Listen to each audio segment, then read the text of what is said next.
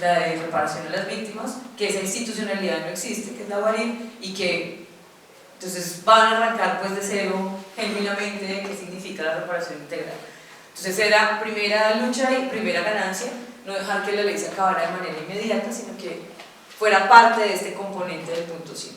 Entonces, uno de los 5 componentes grandes del sistema integral es la continuidad de la ley 1448. Medidas de reparación hay múltiples allí. La más conocida, digamos, o la más común para la gente que se materializa de manera más práctica es la indemnización, que significa básicamente dinero, que es un porcentaje de dinero de acuerdo a los hechos victimizantes sufridos por la víctima y sus familiares, y entonces el Estado tiene la obligación de reparar en términos económicos a las víctimas. Ese es un debate bien grande, porque también entonces lo que han dicho es uno, que las víctimas hay muchas víctimas que no son víctimas y que se hacen pasar por víctimas para recibir ese dinero, pero eso también es muy peligroso porque es una forma de estigmatizar precisamente a las víctimas y desconocer las victimizaciones, y que hay gente que ha hecho eso de manera corrupta, sí, también se ha probado, que lo más importante es la reparación en términos de indemnización. Eso también es un debate porque es pues las victimizaciones no se pagan, literalmente, pues la desaparición de su hijo, el homicidio de sus padres, la violencia sexual, el desplazamiento forzado, pues por más plata que le den, digamos, dice Carlos Beristain, hay cosas que definitivamente no son reparables. Sí. Sin embargo, en unas condiciones económicas como las colombianas, donde la mayoría de las víctimas son del sector rural, que son sectores empobrecidos, pues obviamente no es que le paguen a uno el hijo muerto, pero la plata que llega no necesariamente es que no la necesitemos. Por lo tanto, pues también, digamos, si hace parte de un derecho, ¿por qué no hacerlo? Entonces creo que, bueno, es como todos los debates que surgen alrededor de eso. Hay otras medidas que son las de satisfacción. Digamos, todas las medidas que contempla la 1448, que creo que es un poco más conocido. Sin embargo, no quiero pues ahondar allí, sino quiero contarles que esto continuó, digamos, fue una lucha y una ganancia del movimiento de víctimas y de movimientos sociales, que continuaron en el punto 5, pero hay algo que sí ocurre con la ley de víctimas puntualmente, que quedaba corta o queda corta para el alcance que quiere el acuerdo, que quiso el acuerdo y esa mesa de negociación.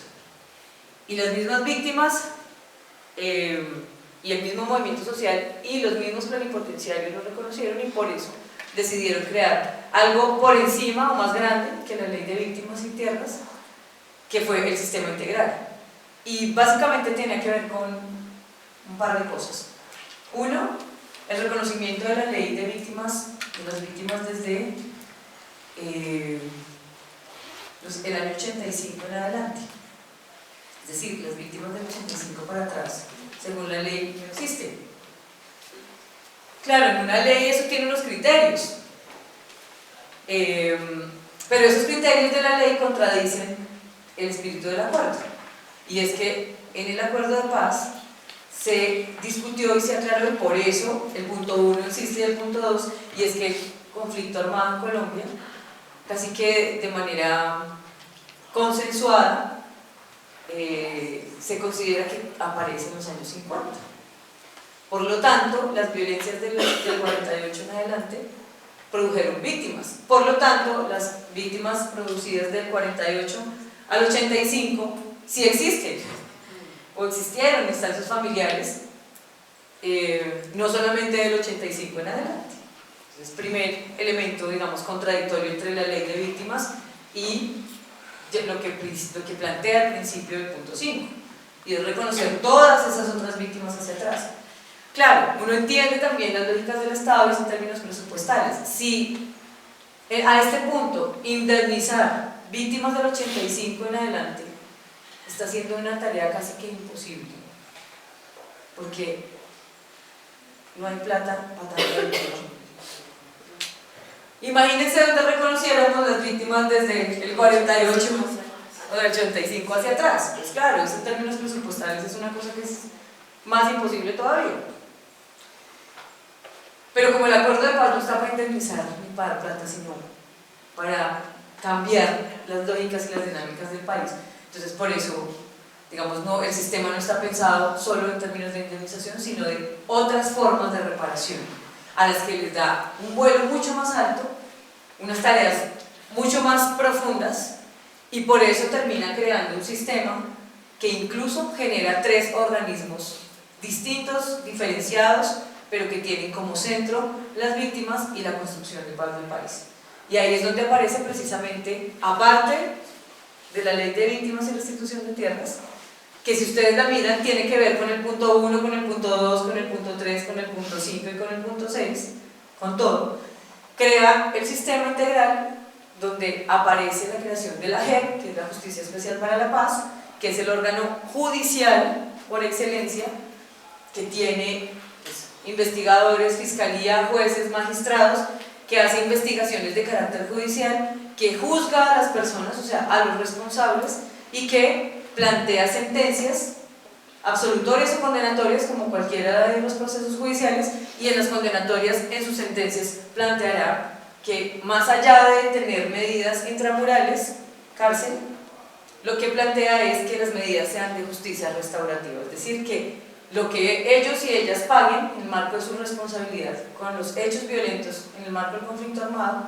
sean capaces de restaurar las cosas a su estado anterior de su afectación, es decir, a que en la medida de lo posible volvamos a reorganizar lo que dañaron con la guerra y que puedan tener digamos esa reparación integral para las víctimas. Aparece dentro del sistema la Comisión para el Esclarecimiento de la Verdad, la Convivencia y la No Repetición, que fue lo que ustedes vieron hace 8 días, y aparece la Unidad de Búsqueda de Personas Dadas por Desaparecidas, que es el otro gran órgano de los 3, digamos, que surge en el marco del nuevo sistema. ¿Cómo vamos hasta ahí?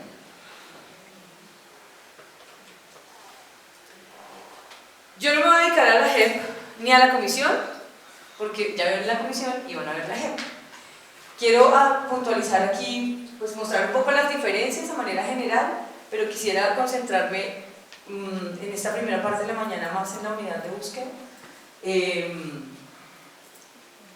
la unidad de búsqueda Comisión de la Verdad, sobre todo porque hemos venido haciendo un trabajo conjunto que nos parece importante y quisiera, en términos de lo que dice el título, de esos avances, pero también de esos retos de lo que significa la implementación del acuerdo del punto 5, ya en lo concreto, digamos, uno lee el documento, ese punto 5 es el más complejo, el más difícil, el que más duración tuvo de concertación, el que tuvo momentos en el que puso a temblar los puntos ya medianamente acordados, donde aparecieron, digamos, las múltiples tensiones y contradicciones que tienen incluso las mismas víctimas, y eso tiene una razón de ser, digamos. En Colombia las víctimas no solamente se han generado a partir de un actor armado, y eso fue muy interesante y creo que es importante también que lo podamos ver desde allí. Hubo un tiempo que todo era las FARC, ¿no? Atropellaba un carro, un perro, y eso fue las FARC que lo mató, porque era la excusa perfecta para invisibilizar las responsabilidades estatales.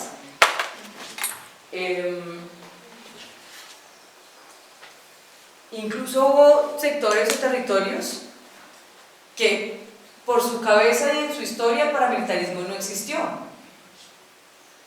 y lo quieren desconocer y aún siguen diciendo que no existe, que no existió, que nunca fue, que...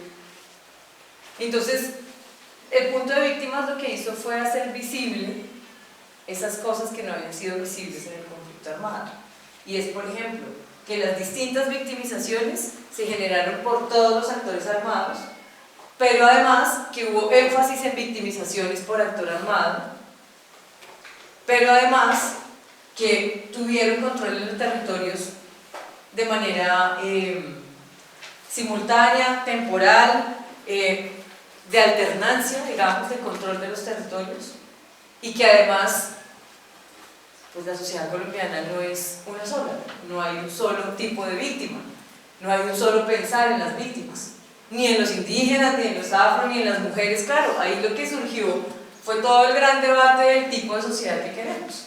Por eso fue un punto también tan complejo, porque por ponerles un ejemplo súper claro, lo pongo pues desde la experiencia personal, que fue lo más cercano que viví, el movimiento de mujeres. Entonces, el movimiento de mujeres tuvimos un momento de discusión y quiebre muy fuerte, porque era ¿qué llevamos de agenda a La Habana? Entonces, había un sector que decía, pues obvio, la violencia sexual contra las mujeres. Y es una línea roja que no podemos negociar nada. Se convierte en crimen de lesa humanidad. Todo el mundo tiene que asumir y aceptar que hubo responsabilidad sobre la violencia sexual contra las mujeres, que hubo un patrón de violencia sexual de todos los actores armados y que por eso es imperdonable. Por lo tanto, quien haya y se le demuestre violencia sexual, ni perdón, ni justicia restaurativa, ni nada, radical, para la cárcel, proceso penal ordinario, 60 años. Pero había otro sector que decíamos, sí, pero no. Primero, la violencia sexual no fue sistemática y generalizada en todos los actores. En unos fue política, en otros hizo parte de lo que es la cultura colombiana, donde, digamos, el machismo hace que haya violencia sexual. Pero no fue política de guerra, en muchos casos, no en todos los actores armados. Segundo, si lo ponemos así de radical, nadie lo va a reconocer. Por lo tanto, en cambio de ganar el movimiento de mujeres, lo que vamos es a perder porque nos van a sacar de la agenda. Y otras, incluso decíamos, claro, la violencia sexual hay que ponerle en un lugar alto, digamos, de exigibilidad, pero no podemos pararnos en que nuestra agenda como mujeres es la violencia sexual, porque esta es la oportunidad política para que las mujeres entremos en la reforma rural integral, en la participación política, en la dejación de armas, en el tema de las drogas, en los cultivos ilícitos, para que se cree institucionalidad transversal para las mujeres. Entonces, si nos dedicamos a la violencia sexual, los plenipotenciarios van a decir, ah, bueno, listo, entonces miremos de la violencia sexual, chuleada el tema de las mujeres y hasta luego. Entonces decíamos otras, no, para nosotros estratégicamente es poner el tema de violencia sexual, pero tenemos es que llevar una agenda política integral. ¿Cómo estamos las mujeres en lo rural, en la titulación de tierras? Imagínense el debate. Y eso era el movimiento de mujeres. ¿Qué era lo que íbamos a llevar a La Habana para que integrar? Otras decíamos, esta es la oportunidad histórica para que dejen de ver a las mujeres como víctimas solamente y nos reconozcan como ciudadanas de paz, constructoras de paz. Y ahí otros decían, no, aquí la lucha es el tema de la violencia sexual y el resto lo seguimos trabajando como lo hemos hecho en nuestra agenda política toda la historia. Entonces, solo por ponerles ese ejemplo, imagínense, era poner de acuerdo al movimiento de mujeres para poder llevar una agenda unificada de las mujeres en Colombia en la mesa de La Habana. No, ahí ya saltaba el tema de género y somos nosotros. Solo por ponerles un ejemplo, otro, digamos, choques en ese sentido. El choque entre el movimiento campesino y el movimiento indígena. Si vamos a hacer un censo y vamos a revisar qué tierras hay, cuáles son baldías, cuáles tituladas, entonces los campesinos, nosotros hemos luchado por unos territorios que se llaman los territorios, las famosas reservas campesinas, que son históricas, y los indígenas decían, claro, ustedes dicen que son de ustedes porque colonizaron los territorios indígenas, porque esas tierras colonialmente, antes de la colonia, eran nuestras. Otro chicharrón entre indígenas y campesinos. O sea, lo que quiero mostrarles aquí es que todas esas discusiones surgen, salen a la luz pública, siempre han estado, pero salen a la luz pública porque había que ponerse de acuerdo para el punto 5. ¿Y cómo le decimos eso a las FARC y al gobierno? Para que además se reconozca y se materialice. Eso, digamos, es un reto y fue un reto y sigue siendo un reto la implementación. Pues, creo que como logro, digamos, hasta ese momento, es que a nivel mundial, a nivel institucional, y creo que en términos de elección para FARC, es darse cuenta que la sociedad colombiana, organizada por lo menos, no es una sociedad ni ignorante, ni incapaz, ni que no se ha pensado ni ha reflexionado sobre los temas de la guerra, y que, por el contrario, sus luchas y resistencias han sido capaces de que el país siga funcionando a pesar de todo lo que los actores armados han hecho. Y eso creo que ha sido una lección. Yo me acuerdo en FARC, cuando arrancamos, era, pues, ¿cierto?, la prepotencia, claro, y uno entiende, el orgullo también de tener una lucha política armada de tantos años y lograr un acuerdo de paz, es decir, verse como un parco en el Estado, en una concertación, pues, claro, pero cuando llegaban las víctimas y le decían, dejen de creerse el superhéroe de la revolución colombiana, que usted lo que tiene es que aprender y escuche qué es lo que tiene que aprender, y las víctimas fueron a cantarle la tabla al gobierno de las FARC. Entonces, eso creo que fue aprendizajes para todo el mundo, y al gobierno diciéndole también, de nada nos sirven sus famosas oficinas de alta instancia, donde no es pura burocracia, pero la gente ni siquiera comprende cuáles son las necesidades de la población campesina, indígena, de mujeres. Entonces creo que eso tuvo en términos sociales un impacto importante. El sistema tiene cosas comunes, y es que obviamente los protagonistas son las víctimas, como les decía, es el centro, pero eso quiere decir que hay que trabajar muchas otras cosas para que las víctimas puedan tener o ser las receptoras importantes de varias de las garantías que debe dar el acuerdo de paz. Pero además, una de las garantías importantes de las víctimas, que ese es otro avance que creo es muy importante tener en cuenta, y es que las víctimas y el movimiento social demostró que no solamente son víctimas, sino que son constructores de paz, es decir, que son sujetos políticos y que pueden aportar a la construcción de la institucionalidad, de las leyes, a la solución, mejor dicho, de los problemas. Que había una visión muy asistencialista de las víctimas. Pues las víctimas solamente, pobrecitas, cómo sufren, y ponen la mano para que todo el mundo les dé pesar y todo el mundo las auxilie.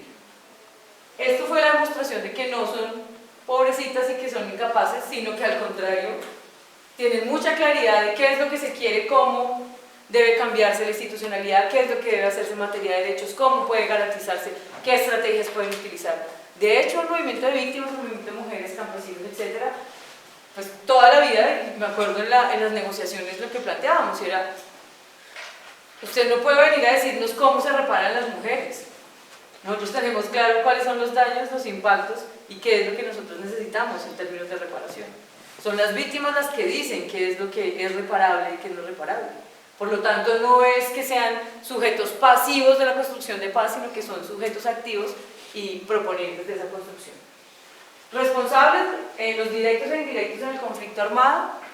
Hubo una discusión también importante, y es claro, hay actores directos claros, específicos, que son los combatientes, los actores armados. Estamos hablando de regulares y irregulares. La fuerza pública como un actor armado, que es legal, que es del Estado, sí, pero pues es un actor armado de la guerra. Y los irregulares como las guerrillas múltiples, no solamente FARC, y los paramilitares, autodefensas y otros. Sin embargo, también las víctimas plantean un debate importante, y es ¿en dónde queda la responsabilidad de lo que nosotros llamamos en el sistema los terceros responsables, los civiles responsables? El Estado, por ejemplo, alcaldes, gobernadores, diputados, partidos políticos enteros, aquiescentes, complacientes, financiadores, articuladores con actores armados. Uno. De los civiles y particulares, los empresarios, por ejemplo, ganaderos, palmeros, caficultores, comerciantes, transportadores, que fueron aliados, claro, también fueron víctimas, por supuesto, pero también, si los miramos desde la idea de la responsabilidad, también fueron aliados, financiadores, cooperadores, estrategas de actores armados. Y si uno empieza a escalar, digamos, el nivel de responsabilidad, uno empieza a mirar esos otros sectores y actores de la sociedad colombiana, los medios de comunicación, por ejemplo. La iglesia, por ejemplo. Cuando digo la iglesia estoy hablando de la iglesia en general, independientemente pues, de la religión o de las fe particulares. Y eso es lo que empieza uno a identificar, digamos que las víctimas dicen, todo esto hay que ponerlo sobre la mesa. Este no es un tema de sí, miremos qué fue lo que hizo las familias, no. Hay que mostrar la complejidad del conflicto. Entonces, ¿por qué la violencia sexual incrementada, por ejemplo, en sectores, en territorios del Pacífico colombiano? Donde hay en varias de las comunidades negras más alejadas de las ciudades capitales, de esos departamentos. Entonces uno dice, pero ¿qué es lo que pasa ahí? Entonces, ¿por qué hay un incremento de, digamos, violaciones sistemáticas? ¿Y qué era lo que hay testimonios que hemos encontrado en la comisión, por ejemplo,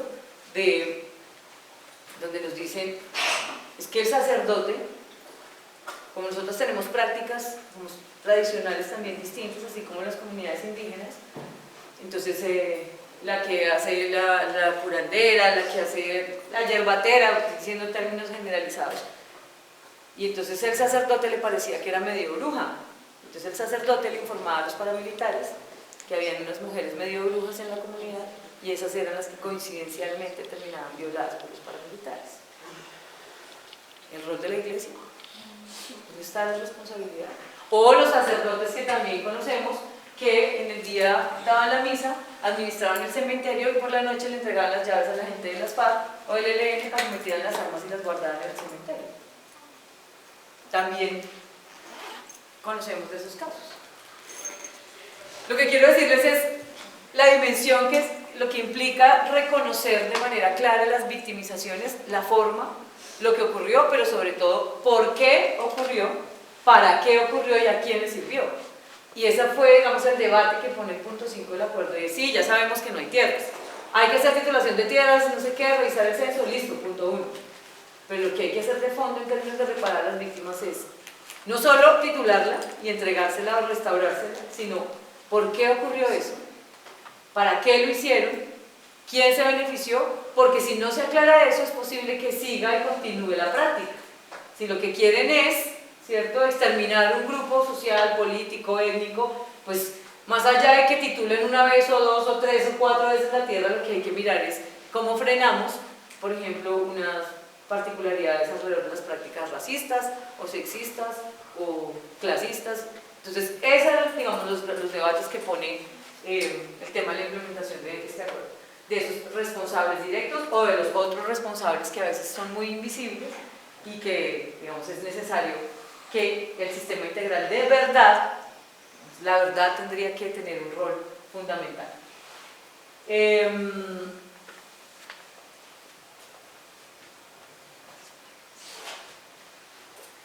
Una de las cosas que ocurre allí es que se muestra el fenómeno de la desaparición, fundamentalmente el de la desaparición forzada, que es una de las formas de desaparición. La desaparición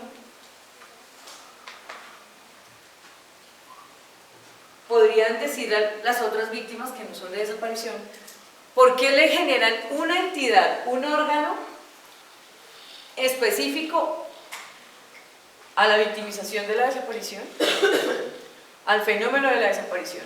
Así podría uno decir, debería haber un órgano sobre el desplazamiento o una entidad sobre la violencia sexual o una, digamos, porque son victimizaciones pues, fuertes y que permanecieron y están en el conflicto armado.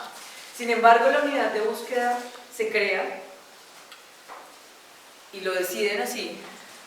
Creo que tiene además una presión internacional muy fuerte y es no solo el número, digamos la cifra o las cifras, sino el impacto que genera este fenómeno en particular. En Colombia primero, hay una multiplicidad de cifras. La Fiscalía tiene un número, Medicina Legal tiene otro número, la Unidad de Víctimas tiene otro número, el Movimiento Social tiene otro número.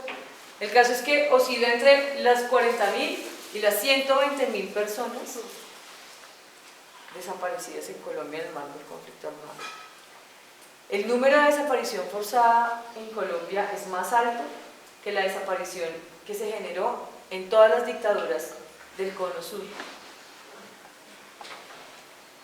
Y esa cifra y esa relación es la que hace incluso una exigibilidad internacional y decirle al Estado, usted no puede hacer caso omiso a esta cifra.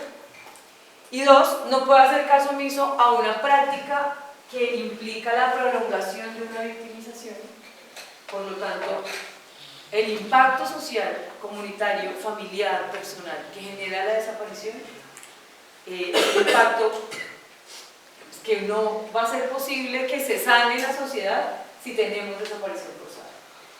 Es decir, una cosa es, y esto que voy a decir suena horrible, pero yo creo que hay dos hechos victimizantes muy fuertes que tienen esa similitud, que es el de la violencia sexual y el de la desaparición. Porque usted, cuando hay violencia sexual, claro, digamos, ocurre en el cuerpo, puede que haya heridas, digamos, o daños físicos, que a veces son irreparables, a veces se curan, pero hay un daño moral permanente. Es decir, usted hasta que se muere tiene presente la violencia sexual, eso es una cosa que no cesa. Claro, usted aprende a vivir, perdona, se ubica, restablece su vida, etc. Pero es una marca en el cuerpo y en el alma que no va a cesar nunca.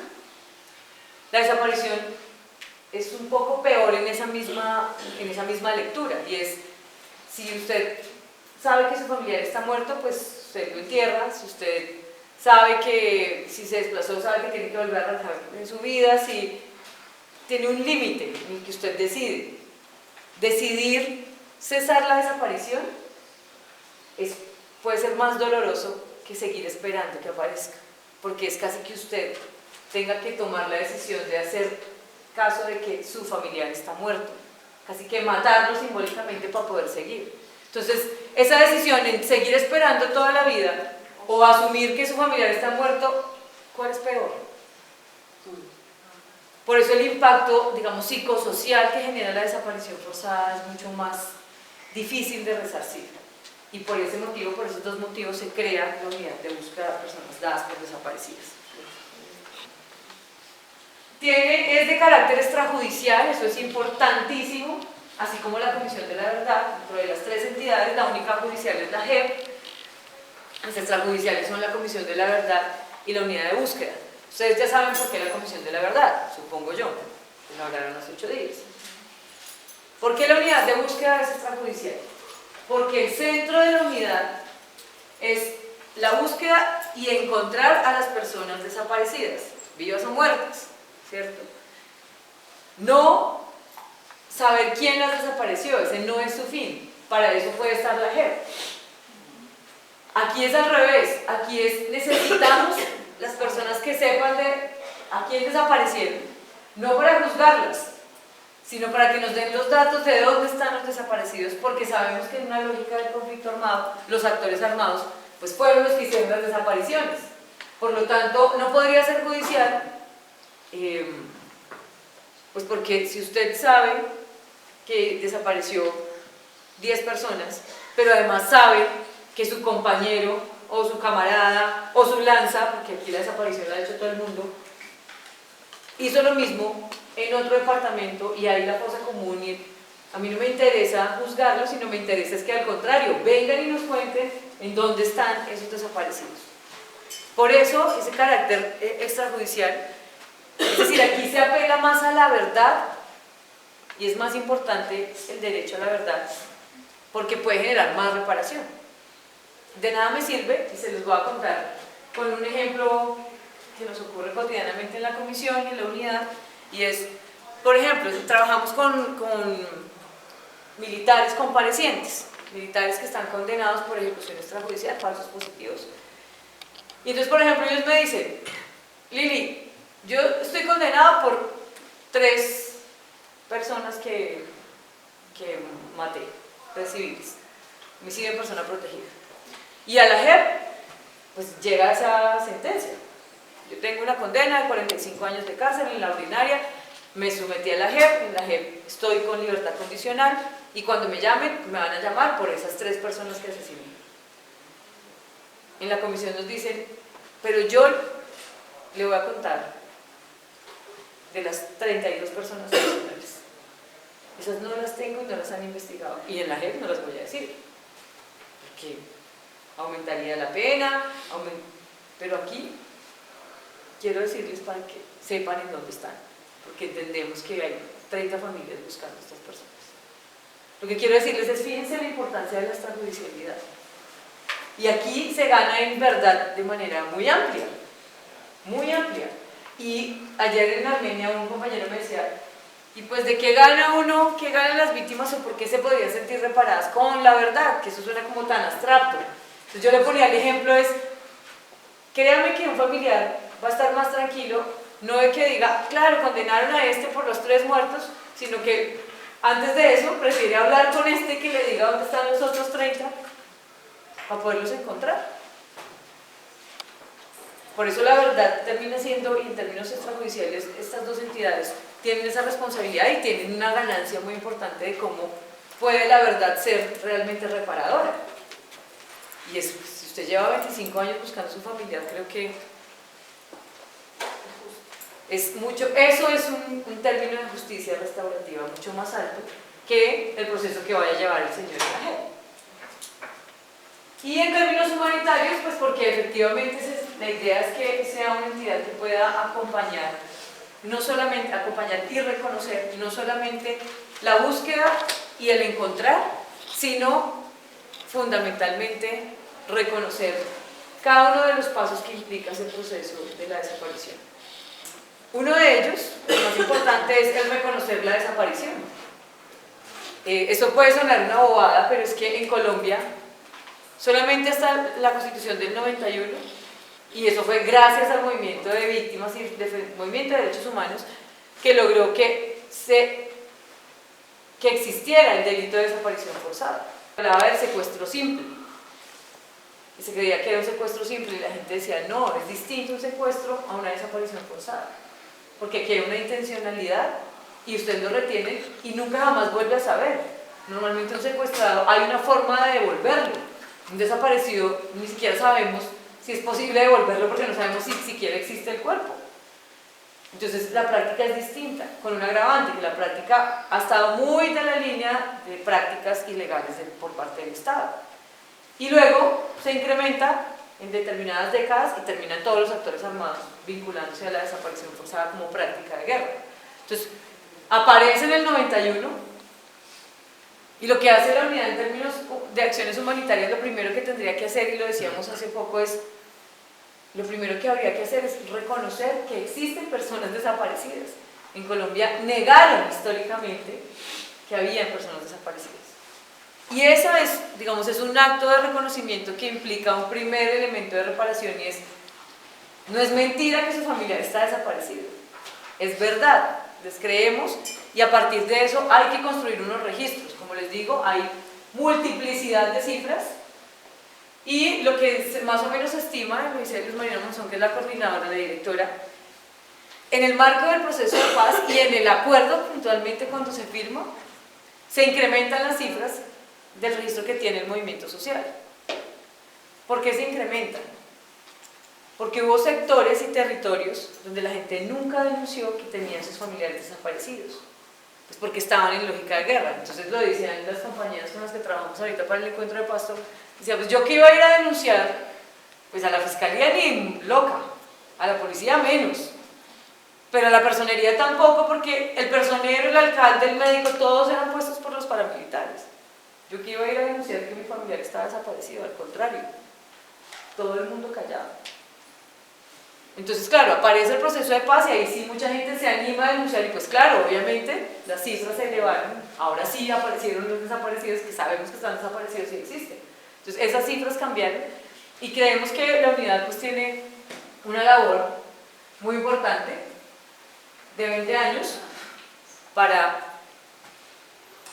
buscar y lograr encontrar vivas o muertas las personas.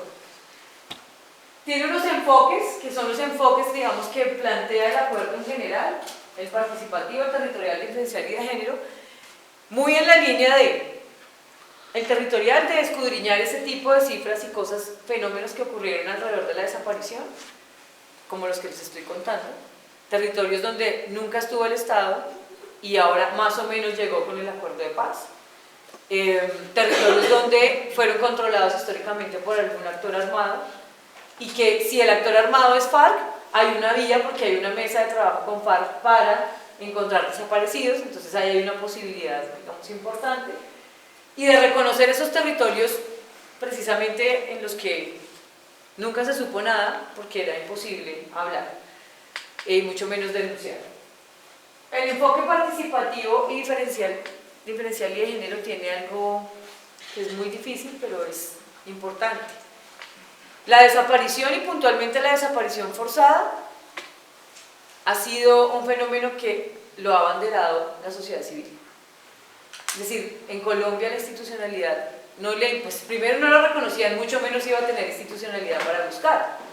Cuando por fin, por la ley que se genera, tienen que crear un órgano, crean una comisión de desaparición, de búsqueda de desaparecidos, un grupo de trabajo que aparece en la fiscalía, pero pues es el órgano así de chiquito, porque digamos es el poco interés y el reconocimiento del Estado frente al fenómeno.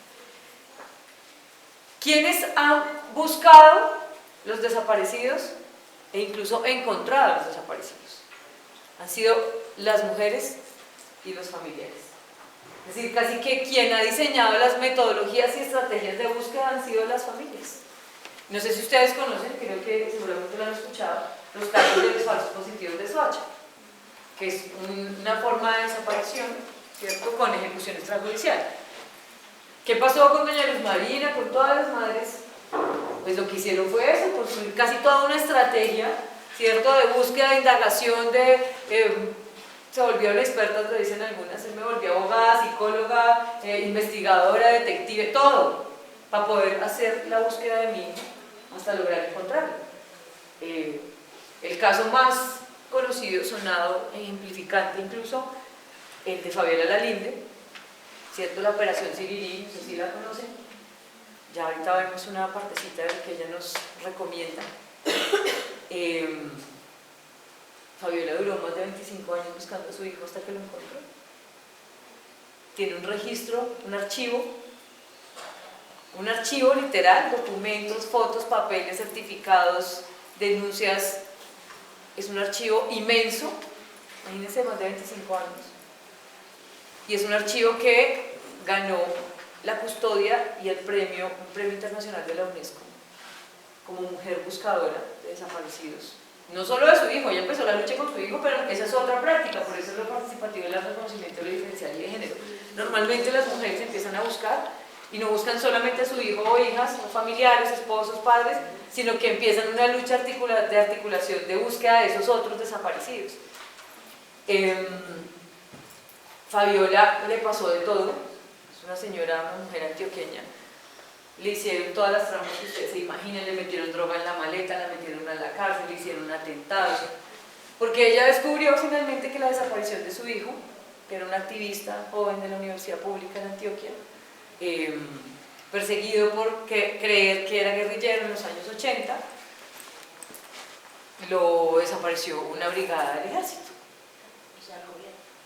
Entonces, claro, cuando ella empieza a hacer todas esas investigaciones y se iba acercando a la verdad, pues empezaron a ponerle todos los obstáculos. Pues imagínense que en un aeropuerto la cogieron, porque supuestamente era de un cartel de narcotráfico, una señora de 60 años, le pusieron todas las trampas, atentados, estuvo en la cárcel, sin embargo, nunca paró hasta encontrar. Terminó diciéndole al gobierno, es que los restos de mi hijo están ahí, después de 25 años. Y sé cómo pasó y cómo ocurrió y quién lo cogió, o sea, hizo toda la investigación y tiene los archivos. Hay una experiencia muy bonita, ella la cuenta, bueno, no sé si en video la ha contado, pero ella dice, yo iba al batallón y decía, estoy buscando a Fernando Lalinde, aquí no hay ninguna, aquí lo que hay son NNs, y le devolvían. Entonces ella decía, al comienzo, váyase, después empezó a decir, no, entréguenme algo que certifique que yo vine y lo pregunté hoy, 12 de diciembre de 1991. Bueno, está bien, entonces le dan un papelito y decía, señora Fabiola Lalinde busca un NN. Después ella lucha y dice, ningún NN, yo estoy buscando a mi hijo que se llama Fernando Lalinde con número de cédula tal, y la última vez que lo vieron estaba aquí. Y ella tiene el registro de todas las papeletas durante décadas de lo que le respondía el ejército con el papelito, de decir que era un NN, luego reconocer que era Fernando, hasta que logra. Y eso es el archivo que la UNESCO reconoce hoy mundialmente y dice, es la lucha y la persistencia de estas mujeres. Y obviamente con apoyo de nadie. ¿Eso qué significa? Que también hay se trastocó la lógica familiar, comunitaria, su vida profesional, su vida como mujer, etc. Y eso, digamos, fue una inspiración muy importante, muy en la línea de lo que ocurrió con las madres de la Plaza de Mayo, por ejemplo, en Argentina. En fin, por eso los enfoques participativos, diferencial, porque también la entidad y el órgano reconoce que no puede hacer búsqueda si no trabaja con las familias y las mujeres, que son las que han hecho la búsqueda en Colombia.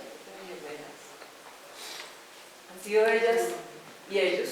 Hay una conformación institucional con delegados, mesas, ministerios, etcétera, que es importante que aquí haya unos delegados de organizaciones de víctimas, organizaciones de búsqueda, organizaciones de la sociedad civil y por supuesto un amplio aporte, pues, digamos, que hace la ciencia y la tecnología en estos temas de búsqueda que son bien, digamos, complejos y generan dificultad. ¿Qué quiero resaltar en materia de lo que pone la unidad como elemento importante? Y es que no trabaja solo con la desaparición forzada, sino que la desaparición forzada es una categoría de la desaparición que es una visión más amplia.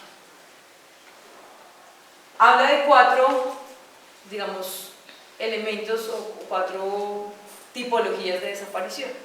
Entonces separa uno y digamos su rol y su misionalidad está en encontrar personas, ojalá fuera vivas, que por distintas razones y bajo el contexto del conflicto armado están desaparecidas. ¿Eso qué implica? Víctimas de desaparición forzada, que son unas, víctimas de desaparición por reclutamiento ilícito, secuestro o retención, y eso es muy importante, que eso tampoco lo tiene la ley 1448. La ley 1448 solo reconoce a las víctimas, a las personas civiles que fueron violadas en sus derechos humanos o que generaron violencias e impactos a sus vidas, en familias y comunidades en el marco de las acciones por infracción al DIH. Personas civiles. El sistema dice la visión de víctima se debe ampliar y la definición que se trabaja por lo menos en la unidad de búsqueda y en la Comisión de la Verdad es la definición de víctima del DIH y es todas las personas son víctimas siempre y cuando hayan sido afectadas por una acción bélica que genera una violación de derechos humanos o producida por una infracción al DIH. Todas las personas. Por lo tanto, los combatientes también pueden ser víctimas dependiendo del contexto y la condición en la que están. La ley 1448 no reconoce a los combatientes como víctimas. Entonces, por ejemplo, que fue el gran debate de la fuerza pública en la ley 1448, pero sí la unidad y la comisión la logra recoger. Y es, si yo soy un soldado, estoy en una lógica de combate, pero salgo a la calle o voy y piso una mina, ¿soy combatiente? Sí, pero ahí, en esa configuración, soy una víctima. ¿Soy una víctima de qué? De una infracción del DIH, que es la utilización de armas no convencionales, como las minas tierra pata, y en ese sentido debe haber un reconocimiento como víctima, y en ese sentido, ese reconocimiento como víctima me genera ¿qué? Pues automáticamente unos derechos como víctima y por lo tanto una reparación integral, a mí y a mis familiares. Ese era el debate de la policía y de la fuerza pública con la ley 1448. Pero cuando arranca el proceso de paz y aparece el punto 5 y el sistema, ese fue también el debate y por eso se toma esa visión, es decir, la víctima no es por quién es, sino por lo que le ocurre. Para hablar del colombiano, es más fácil así. No es quién, no importa si es de las FARC, o si es un para, o si es un militar, o si es un policía, o si es un civil, sino que se vuelve víctima es por lo que le ocurre, y es que sean infracciones al DIH que le generen hechos victimizantes o violación de derechos humanos en el contexto del conflicto armado. ¿Por qué lo digo? Porque fíjense que aquí, en la segunda categoría, se reconoce las víctimas de desaparición por secuestro, reclutamiento ilícito o retención. ¿A quién le ocurren estas cosas? ¿A civiles? Sí, pero también a combatientes.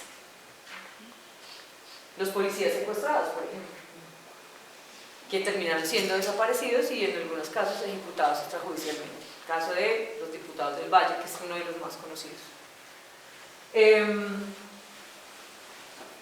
Muertas, tercera categoría de desaparición, muertas en medio del conflicto armado, que no hay conocimiento de los restos y que fueron desaparecidas en el marco de las hostilidades de la guerra. O sea, los combatientes de todas las partes, regulares y irregulares. ¿Esto por qué es importante? Porque en la 1448 nunca podrían haber sido víctimas de desaparición. Y no sé si Victoria lo pondría en el marco de su discurso, pero siempre se decía que las FARC tenían que llegar a la unidad de búsqueda a dar las coordenadas y a dar información de la gente que desapareciera. Y las FARC ha llegado a hacer eso, pero también ha llegado con una lista donde dice, y nuestros desaparecidos también son estos. Porque cuando estábamos en combate, también el ejército cogió a nuestros compañeros heridos, se los llevó, no están registrados en ninguna parte, sus familiares no los han encontrado y no sabemos qué hicieron con ellos. Y eso, digamos, en términos humanitarios es muy importante porque aquí lo que vale es pues, el rescate, o sea, el reconocimiento de las personas víctimas de desaparición. No importa en qué condición fue, ni quién lo hizo, ni para qué. Es una persona que tiene unos familiares que lo han estado buscando, esperando y que merecen ser encontrados como sea. Y creo que eso le da una connotación humanitaria más profunda que va mucho más allá de la reparación o la indemnización.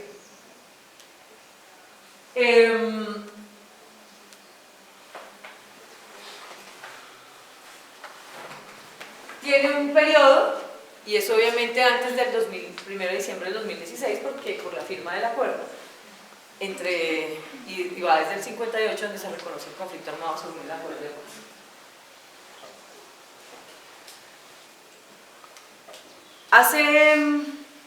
Eso fue el 28 y 29 de agosto, no sé si ustedes sepan, el 30 de agosto es el día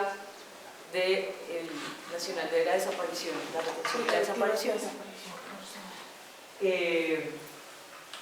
Y en el marco de esa fecha, de esa conmemoración, la Comisión de la Verdad, dando cumplimiento a su mandato,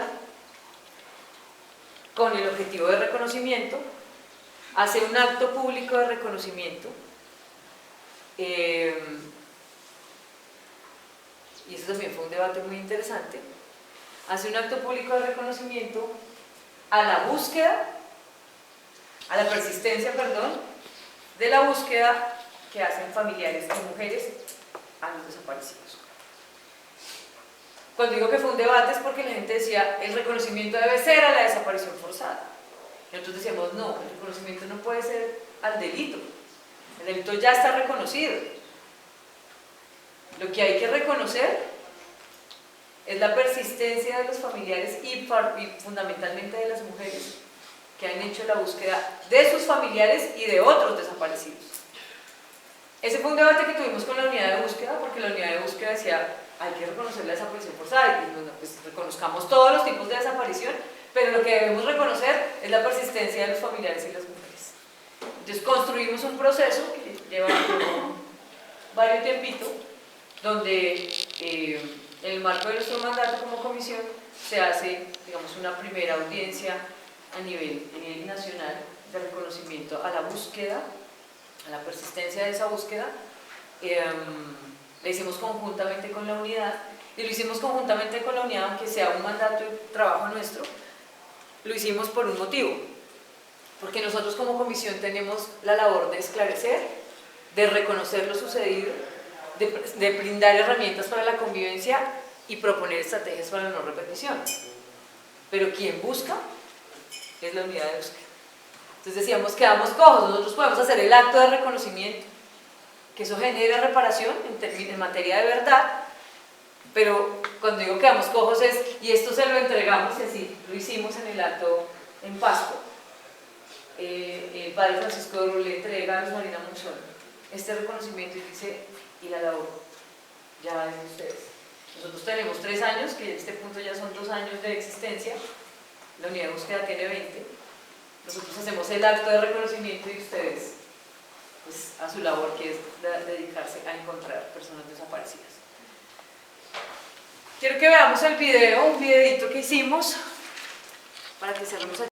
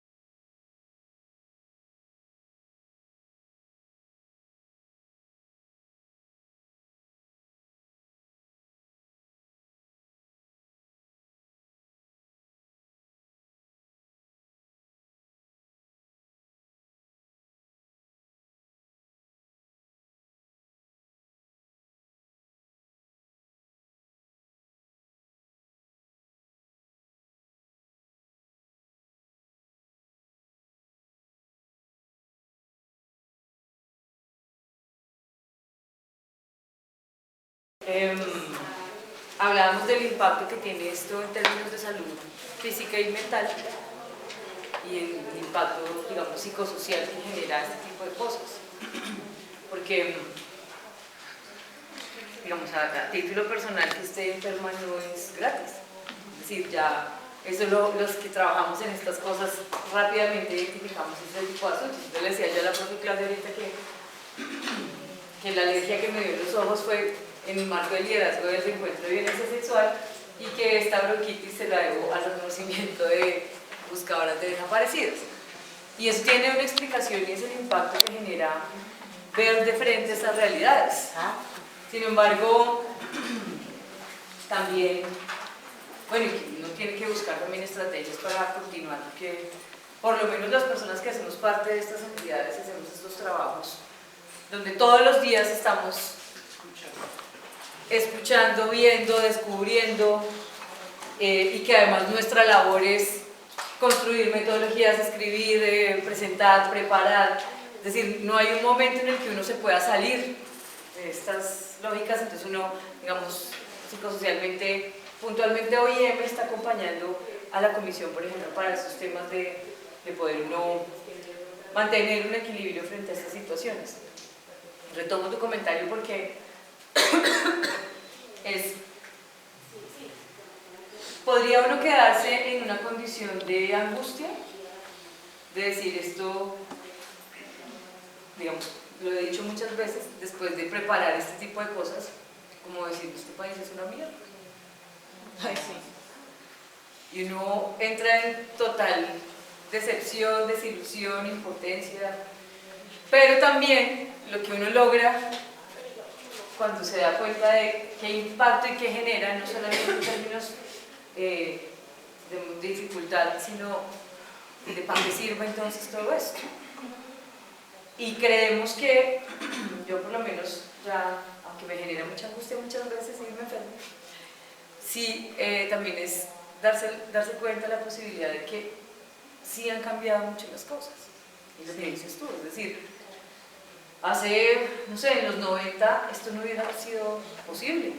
A mí me mataron el profesor, a mí me mataron amigos. ¿Qué es lo que hacíamos? Entonces, No hubiera sido posible pasar un video de esos. jamás. Entonces también lo que uno empieza a ver es la transformación, les decía yo, del movimiento de víctimas, el movimiento social. A pesar de todo esto, está pues de pie. Y de pie diciendo, y bueno, y no solamente es muy grave, es importante que reconozca, sino qué vamos a hacer. Entonces, o sea, un paso adelante, no es un tema de estancamiento. Como dicen algunos, es también darle la vuelta y ver el vaso medio lleno, y es, la verdad, ¿para qué? Porque si la verdad va a seguir, o sea, va a surgir y la vamos a encontrar para seguirnos matando, pues entonces, pues de nada sirve. Y esa es una reflexión muy profunda que hay que hacer de todos los sectores de la sociedad, incluyendo las víctimas. Porque sabemos también que obviamente hay un dolor o unos dolores profundos, hay unas historias, unas memorias, como lo decía Gloria de las FADES, pero también es qué posibilidad hay de que eso se convierta en algo, digamos, que genere transformación en la sociedad. Si es alimentar odios de las distintas partes o si es la oportunidad precisamente de reconocernos, incluso en el marco de esas prácticas de violencia y tratar de construir un país diferente. Yo sé que esto en la vida cotidiana pareciera que no funciona. La gente dice el país sigue teniendo muchos muertos. Bueno, todo lo que vemos en las noticias a diario. Y cuando uno está metido en esto, incluso a veces dice como que esto no avanza, ¿cierto? Como que no la logramos. Sin embargo, quiero contarles, ya parándome en el otro lado, o sea, en el vaso medio lleno, que en el marco de las evaluaciones al acuerdo y su implementación, pues tenemos un balance muy exitoso, por lo menos en comparación a los demás acuerdos de paz que se han hecho en el mundo. En materia de implementación tenemos avanzado casi que un 60% de implementación. Lo difícil va a ser sostenerlo, sobre todo pues con, primero, la postura, digamos, política del gobierno actual, porque es obvio que ha sido, digamos, es un secreto, que ha sido opositor al acuerdo, al proceso, ¿cierto?, a la implementación del mismo, por supuesto. Y obviamente a lo que surge después de los acuerdos de paz, que es el primer periodo de posconflicto, que es el recrudecimiento de la guerra, que es en lo que estamos en este momento. Eso no quiere decir que sea un fracaso el acuerdo de paz, y eso también es importante tenerlo claro. Todos los acuerdos de paz generan un periodo de posconflicto inmediato donde se recrudece la guerra, porque es apenas el efecto de la pérdida de poder de los actores y lo que generan los nuevos poderes o las nuevas reconfiguraciones de la violencia. Entonces no es gratis que tengamos un ELN muy fuerte posterior a los acuerdos de las FARC, pues era obvio que donde salió las FARC todo el mundo quería llegar, las rutas de narcotráfico, las armas que entregaron, las incompetencias del Estado para la reincorporación hizo que hay mucha gente que nunca quiso entrar al acuerdo y hay otra gente que entró y se cansó de esperar estrategias de reincorporación serias y se devolvió. O sea, todo eso que estamos viendo, no quiero pensar que no nos importe, pero sí quisiera tenerlo como claridad, ponerlo como claridad de eso es lo que pasa en los momentos de posacuerdo. No somos el país de todos los acuerdos de paz funcionan menos el colombiano porque aquí hay 2.000 personas que se volvieron las armas, ¿no? De hecho, es un porcentaje, según las evaluaciones que se han hecho en la implementación, es un porcentaje súper mínimo respecto de los otros acuerdos de paz. De más o menos 13.000 personas, 2.000 que se tenga en censo, bueno, hay varias cifras también de eso, pero un promedio, pues yo creo que 10.000 personas sin armas, eso tiene que verse reflejado importante en algún lugar. Lo otro es que el acuerdo nos dio una luz también y es que sí es posible vivir en condiciones sin conflicto. Claro, eso en Pereira no lo vemos, no se nota tanto. Yo los últimos 3 años estuve en el departamento del Cauca y digamos, ha sido doloroso cómo se recrudece la violencia en ciertos territorios, sobre todo doloroso porque sí tuvimos un momento, y la comunidad lo dice, o sea, nosotros sí vivimos en paz. Finalizando el 2015 hasta mitad del 2017, supimos que era vivir en paz. Y claro, la gente dice en paz no de que hay el mundo pues rosado, porque obviamente la pobreza, las necesidades están, pero vivir en paz lo que la gente se refiere es vivimos sin guerra. Claro, si usted habla con la gente de Toribío, de Cajibío, de Argelia, de... Exacto, y seguramente dice eso, dice es que efectivamente fue así. O sea, volvimos a salir a la calle, la escuela volvimos a armarla, o sea, era posible hacer fiestas, salir de noche. Claro, lo que pasa es que ustedes en Bogotá no se dan cuenta de eso, en las ciudades capitales nunca se dieron cuenta de lo que nosotros padecimos. Para ese sector del Cauca, el Nariño y toda esa parte, se podía ya dar libre la carretera, o sea, no habían esas restricciones como que si no pasaba antes de las 5, de las 7, pues caer. Muchas cosas cambiaron. Nosotros en el departamento del Cauca tuvimos la oportunidad, hay 2 cosas que quiero contar de esa manera de chismes, porque me siento feliz por lo que pasa. Porque, digamos, pasan esas cosas, uno entra un poco en depresión por todo esto, pero siempre hay como vuelve y aparece algo que uno dice, no, sí, vale la pena y hay que seguir. Cuando yo terminé el trabajo en Cauca, que fue en diciembre del 2017, el último comité de justicia transicional del departamento que hicimos, el gobernador presenta los resultados en materia de implementación de la 1448. El departamento del Cauca, cuando arranca el gobierno pasado, decide el gobernador que su plan de desarrollo se llama Cauca Territorio de Paz. De hecho, por eso tuve la oportunidad de estar allá, porque él dijo, quiero que sea el departamento piloto de la implementación del acuerdo. Y entonces, en esa lógica, todo su plan de desarrollo estaba en línea del acuerdo de paz. Entonces, tuve la oportunidad de acompañarme en la construcción del plan de desarrollo y tal. Y yo estaba en la coordinación del programa de seguridad del departamento. Nada más. Ese chicharroncito de narcotráfico, cultivos ilícitos, minería ilegal, conflictos interétnicos y la implementación del punto 3. O sea, desarme, desmovilización, dejación de armas y reincorporación. Entonces, ese trabajo, claro, conocí el departamento en todos los últimos rincones, todas las dinámicas, los conflictos, pero pudimos trabajar de manera clara, digamos. Cuando presentamos el último comité, él decía, me acuerdo mucho, estos resultados en este panorama voy a dar una noticia que nos implica un incumplimiento. Y yo me acuerdo que lo diseñamos de esa manera porque creo que era importante dar ese mensaje en ese sentido. Y él decía, en todo lo que tenemos en la implementación del plan de acción, tenemos un incumplimiento de un rubro en particular que no alcanzamos a gastar. Eso fue en 2016, 2016. Incumplimos con gastar el rubro de auxilio funerario a víctimas de conflicto armado en el año 2016. Entonces él decía, seguramente Planeación Nacional nos va a castigar como departamento por no habernos gastado ese rubro. Pero lo decíamos, obviamente, celebramos por primera vez en la historia del departamento de Cauca. No tuvimos que pagar un solo peso para enterrar una persona muerta por conflicto armado. Fue en 2016.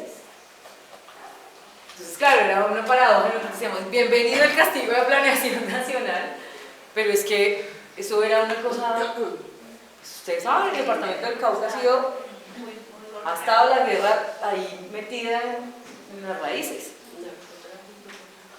Por todo, narcotráfico, el tema de tierras fundamentalmente, pues, no por nada también tiene un movimiento social muy fuerte, la aparición de las guerrillas en todas sus versiones, la incursión del paramilitarismo en los 90, o sea, todo. Lo que quiero decirles es, sí es posible, y se vuelve un poco doloroso. Y volviendo a los chismes, ese era un primer chisme que empato con otro chisme. Ustedes vieron hace como un mes más o menos que sale Iván Márquez en un video presentando una propuesta de disidencias, ¿cierto? En ese trabajo que yo hacía en el departamento del Cauca, por estar a cargo de la implementación del punto 3, yo tenía la responsabilidad de ser el enlace de diálogo y articulación entre la gobernación y FARC. Entonces, pues, andaba con las FARC, para todo lado. Y conocí varios de las comandancias, bueno, y el trabajo que se hacía, que estábamos haciendo con ellos. Y un señor en particular que se llama Walter Mendoza, 38 años en la guerrilla de las FARC, ya adulto, mayor. Entonces me decía, Elianita, yo sueño con un museo como una finca grande, yo soy campesino, caficultor, una finca grande con un museo como de cafés especiales, pero además que tengamos un museo como de memoria de lo que fue toda nuestra lucha campesina en la Argelia, el sur del Cauca, pero que además uno cobre la entrada, entonces que la gente entre para poner a trabajar a los lisiados. Ellos le llaman lisiados a las personas con discapacidad integral, a los lisiados. Entonces mi trabajo también era apoyar la reincorporación, entonces era gestionar para que pudieran haber proyectos productivos que efectivamente, no sé, seguramente el compañero Ari les contó cómo funciona un poco la cosa. Y él estaba como el delegado nacional del deporte en FARC. Entonces él decía, en los comités de justicia transicional que logramos que ya las víctimas quisieran y les dieran la oportunidad de escucharlos en ese espacio, por ejemplo en el Cauca, hay territorios donde las mesas de participación de víctimas han dicho no los queremos escuchar y están en todo su derecho y es respetable. En el Cauca, por el contrario, dijeron sí, queremos que estén y vamos a darles la palabra y un espacio. Entonces, me acuerdo de eso mucho, porque obviamente con él trabajaba todo el tiempo. Cuando hace un mes acá iba en su video, yo estaba con una prima que trabajaba conmigo y veo yo el video y me dice mi prima, ese no es Walter. Y yo, o sea, el señor que les cuento estaba parado, ustedes ven el video, está al lado de Santrich, está Iván Santrich, al lado de Santrich, al lado izquierdo, bien fusilado ya. Fue muy duro, porque yo dije, sentí un poco incluso de responsabilidad, dije, no alcancé, porque fue así, hicimos el trámite, convencimos al gobernador, dio un terreno en Popayán para armar el famoso finca de cafés especiales y no sé qué, hablamos con Coldeportes a ver si podíamos hacer, porque él decía mucho que había que trabajar con los niños y las niñas, porque eso era lo que iba a evitar, decía, nosotros viejos ya vamos a morir en esto, no vamos a alcanzar a ver la paz, pero ayúdanos, o sea, él pedía ayuda. Cuando lo vi en ese video, entré en crisis como una semana, como que no alcanzamos a sacar la titulación de la tierra, a mover la productividad que necesitábamos, o sea, se cansó y se devolvió. Pero fue fuerza de voluntad también. Pasó así, pero por eso les digo yo, va el tercer chisme para que hilemos. Hace 3 días, Colombia se gana el premio internacional del mejor café del mundo. Y aquí no hay quiénes son. Mis compañeros de trabajo de la finca del terreno que gestionamos con la gobernación, de hecho estaba Oscar recibiendo el premio en Nueva York, Antonio Pardo, que es el que habla de FARC todo el tiempo, era mi compañero de trabajo, y yo no me había dado cuenta, y él me manda hace 3 días, Lili, como a las 7 de la mañana, así todo, y me empieza a mandar todas las noticias, vean, no sé qué, los videos, vean, me mandó, no mentiras, hace como, el año pasado me mandó, terminando, o comenzando el año, mentiras, como en mayo, me manda el oficio donde por fin se titula el terreno para temas de reincorporación, que fue el terreno que fuimos a ver todos, que dijimos en dónde, y yo, qué bueno, no sé qué, y entonces hace poco me manda por el chat, Lili, vea que sí se puede, y me manda los videos internos de ellos, celebrando en el concurso de catadores y baristas, en la semifinal estaba uno de ellos, y entonces yo le decía que era muy duro, porque hablamos cuando lo de Walter, que era muy duro y muy difícil, él me decía, sí es difícil, es duro, pero aquí seguimos. Entonces, estos chismes, 3 consecutivos para contarles, que sí es muy difícil, y a veces cuando uno ve todo este tema del impacto de la guerra y el sufrimiento de los ciudadanos colombianos y ciudadanas, y puntualmente de lo que significa esto para las víctimas, pues entra uno en desesperanza, pero también creo que hay grandes giros que hay que leer. Quiero que veamos este video, porque creo que este es uno de los grandes giros que hemos venido avanzando en el punto 5, en la implementación del acuerdo, y de los giros, creo yo, a mi percepción, más difíciles de hacer. Uno, alrededor de la desaparición, lo que vieron, ¿cierto? Reconocer, entender, pero el otro, que es este, para algunos es insuficiente, innecesario, incluso hay gente que no cree, pero pues quiero que ustedes lo miren y hablemos sobre esto.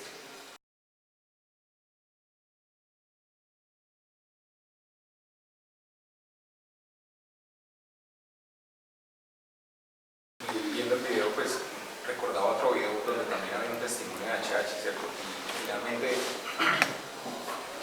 a veces nosotros somos muy de ser burocráticos, ¿sí? Generamos el trámite y a partir del trámite empezamos a operar. Pero usted decía algo que es muy importante tener en cuenta, y es que los movimientos generaron el acuerdo de paz, no el acuerdo de paz generan movimientos. O sea, quiere decir que la acción está antes que la norma, de cierta manera. Y cuando uno empieza a mirar eso, yo me pregunto viendo el video, recordando el otro video que le decía de HH, que es impunity, cuando empieza a salir la ley de justicia y paz. Y yo nunca veo como una voluntad, pueden llamarlo intuición, pueden llamarlo una cosa muy subjetiva, hasta abstracta, pero finalmente yo creo que nosotros aprendemos a lo largo de relacionarnos a identificar ciertas cosas en las personas. Y yo nunca he visto como una voluntad de verdad, si va a decir la verdad, porque la redundancia, ¿cierto? Entonces ahí es donde me empieza a generar a mí ciertas preguntas. Es valioso lo que está generando el acuerdo de paz, sí, pero ¿cuántas personas se están escampando en el acuerdo de paz? Como pasó en algún momento con la ley de justicia y paz, que cabecillas del narcotráfico terminaron siendo como principales cabecillas del paramilitarismo, que finalmente no lo era, pero se acogieron y se escamparon en esos beneficios. Entonces cuando uno empieza a mirar eso, yo me pregunto, ¿qué tan convencidas están las personas que están hablando con la verdad de lo que en verdad deben hacer, ¿cierto? Porque finalmente el proceso de paz no tiene una función o tiene una finalidad más humana, ¿sí? que política tal vez, pero ahí es donde me genera la duda, o sea, ¿cuál es la voluntad verdadera? Si en verdad hay una voluntad de decir todo lo que se tenga que decir. Yo a veces hago este ejercicio de presentarlo porque es obvio que es difícil que creamos. A veces creo también que uno puede acostumbrarse a una situación de dolor e incluso estar más cómodos, porque también tenemos como unos dispositivos culturales que ya nos sumergieron, digamos, en unas lógicas de relacionamiento. tú lo decías, de una cultura violenta, de unos valores violentos, de ver enemigos en todas partes, y como también tú lo decías, hacer esos giros nos va a costar mucho, nos está costando mucho. Y no crean, a todo el mundo, a todas las personas y las que estamos trabajando en estas cosas, también nos atraviesa esto de manera muy fuerte. Por ejemplo, el solo hecho de poner en la discusión si vamos a reconocer a las víctimas y a los excombatientes como víctimas bajo esa definición. No crean, en la Comisión de la Verdad eso fue el debate, no era cualquier cosa, era porque hay mucha gente que decía, no, los combatientes sufren hechos de violencia por estar en la guerra, punto final, pero víctimas no son. Y hay otros que decían, dependiendo de la situación, sí, independientemente de quienes hayan sido. Por eso, o sea, les pongo el ejemplo, es si nosotros que estamos llamados, muchos de ustedes, por ejemplo, que han sido activistas, defensores de derechos humanos, constructores de paz, impulsados a la democracia, y nos cuesta entender esto que acabamos de ver. Imagínense el resto de la sociedad que ni se han dado cuenta de lo que está pasando. Yo les tengo que decir que para mí es importante que podamos ver estas múltiples caras de la verdad. Sobre todo porque ese es el reto que tiene precisamente esa integralidad de respuesta que da el punto 5 del acuerdo. Hemos hablado toda la mañana de reconocer, ¿cierto?, a las víctimas, los hechos victimizantes, los impactos que ha tenido, ¿cierto?, lo que ha implicado para la sociedad colombiana, para el ciudadano, su familia, la comunidad, los movimientos. Y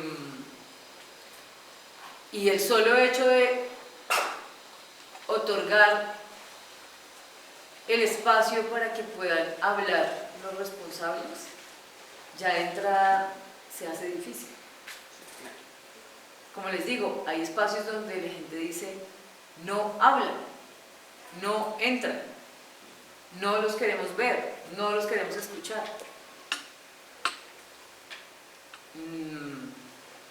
Si se logra, no les creemos de entrada. Ni es mucha la gente. La gente no cambia, son malos y van a morirse malos. Es decir, esos giros también, y eso que les digo, y eso que estamos hablando de los espacios donde hemos sido personas que hemos trabajado toda la vida con los derechos humanos, con la idea de no discriminación, de quitar la violencia,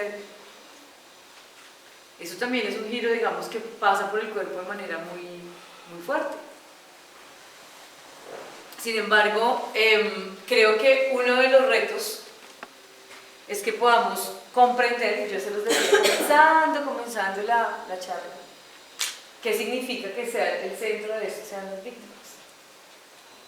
Y se los dije, así como abuelo de pajares, para que pueda el centro de esto ser las víctimas es necesario escuchar todas las voces, por ejemplo a los responsables, para comprender cómo esto puede reparar a las víctimas.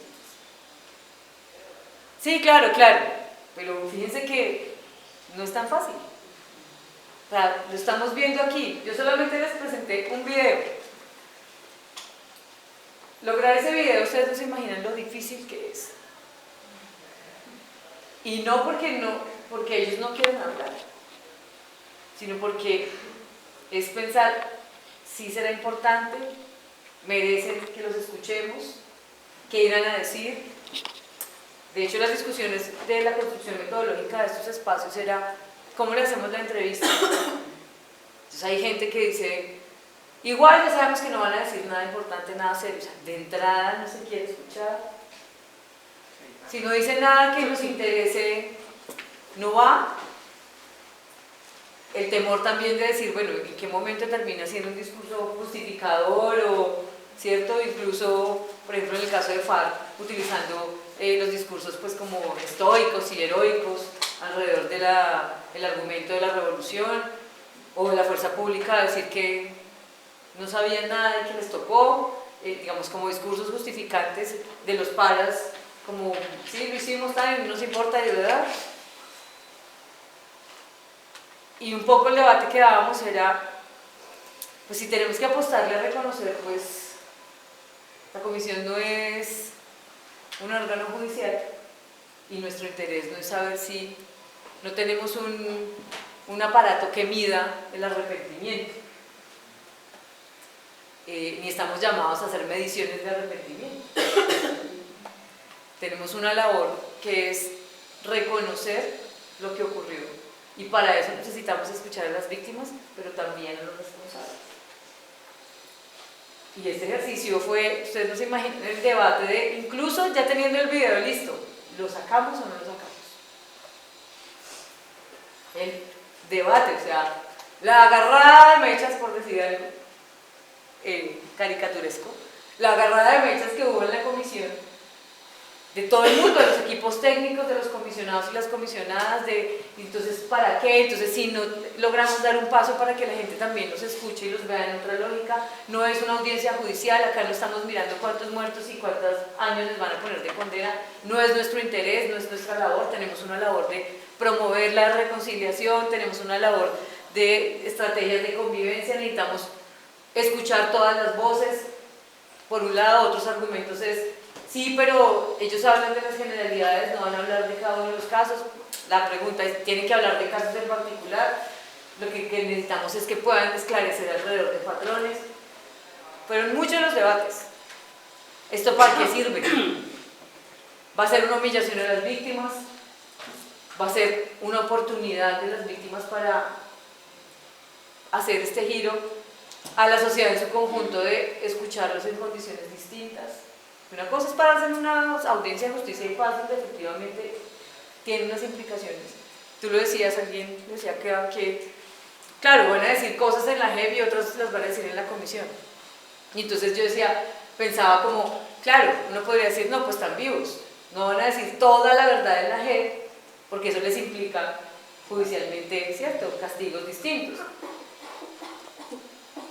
Pero que digan toda la verdad en la comisión, o más verdad, por decirlo de alguna manera, entonces no nos sirve. La pregunta es, ¿y entonces de qué se trata la justicia restaurativa? O sea, el fondo de esto es mucho más, no es tan sencillo. Si en serio creemos en la justicia restaurativa, yo les decía a los militares con los que trabajo, les digo yo, puede ser más importante la comisión, aunque todo el mundo crea que lo más importante es puede ser más importante la comisión para las víctimas. Porque si ahí va a haber más verdad, solo por volver al ejemplo de la desaparición, pues es posible que haya más reparación efectiva en términos de vamos a encontrar más gente.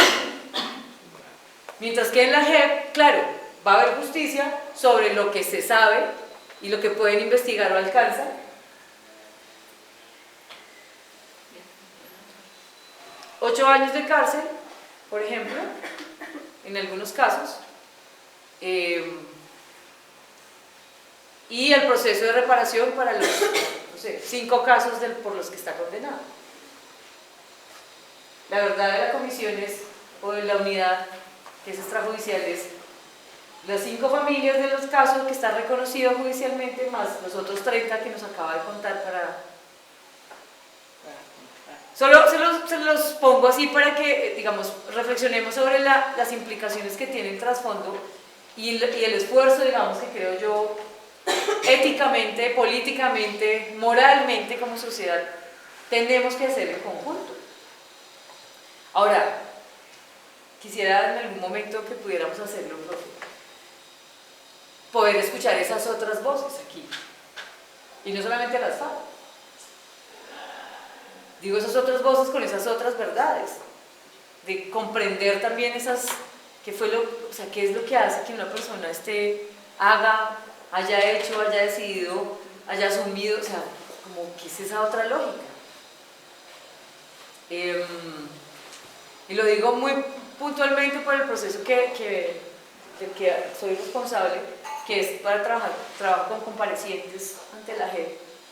Es un proyecto que tenemos en la comisión con comparecientes militares, gente de la fuerza pública. Eso sí que debe ser.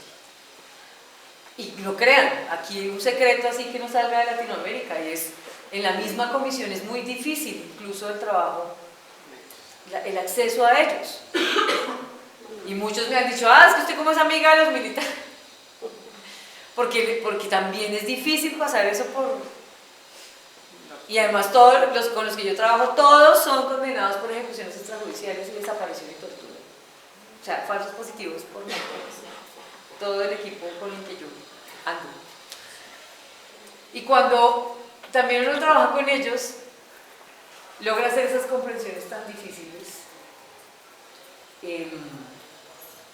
Como les digo, uno no tiene una varita mágica para medir el arrepentimiento, la culpa, pero también al escuchar esas otras voces uno logra darse cuenta que el conflicto es mucho más complejo, incluso ahora que uno ya lo ha estudiado y eso que ya uno 30 años metido en eso.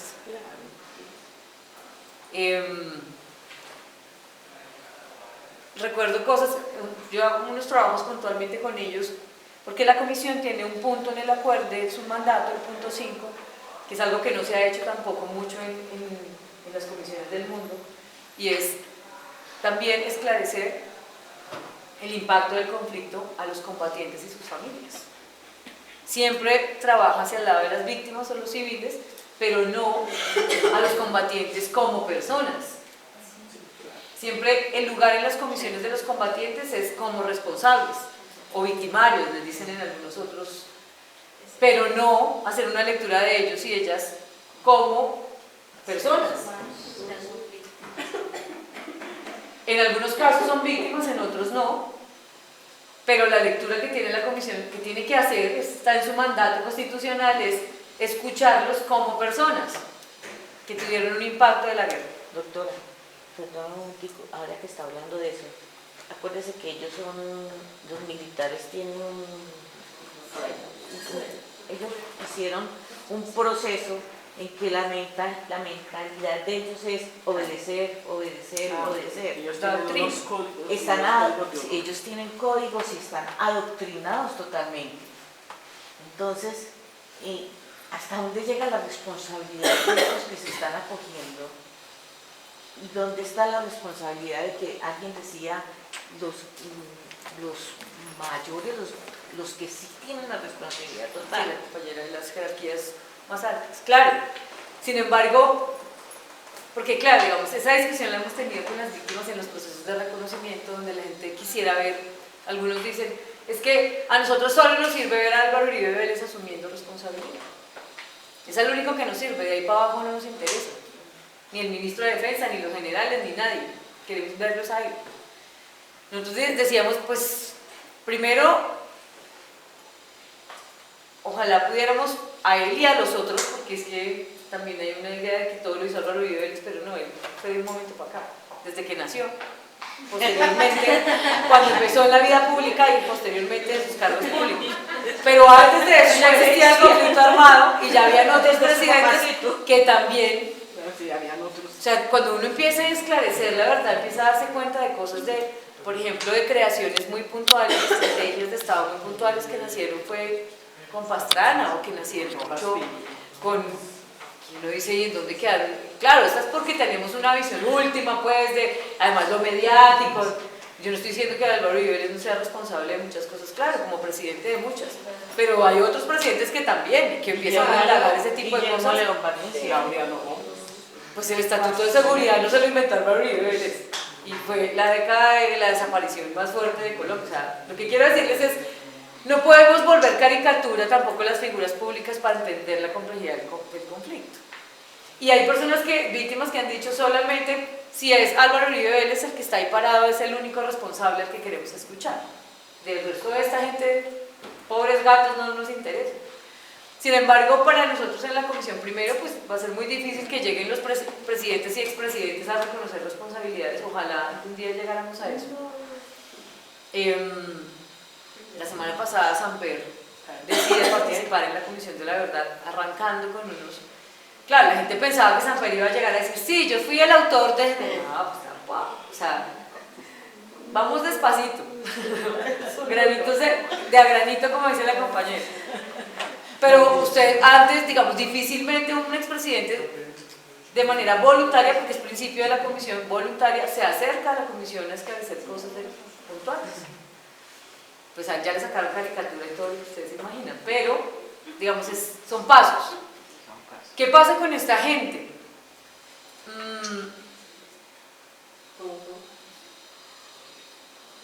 Yo creo que cuando uno se acerca a los combatientes y excombatientes como personas a escuchar otras verdades, logra dimensionar la complejidad de este conflicto. Puntualmente lo digo en mi experiencia en el trabajo con militares en este último año. Desde esa condición se hace complejo porque nosotros tenemos que trabajar desde la verdad de ellos, el impacto del conflicto a ellos y a sus familias. Eso no se lo podemos preguntar a las víctimas, eso no se lo puedo preguntar no sé, al ejército, eso me toca preguntárselo a ellos. Y entonces cuando hay historias donde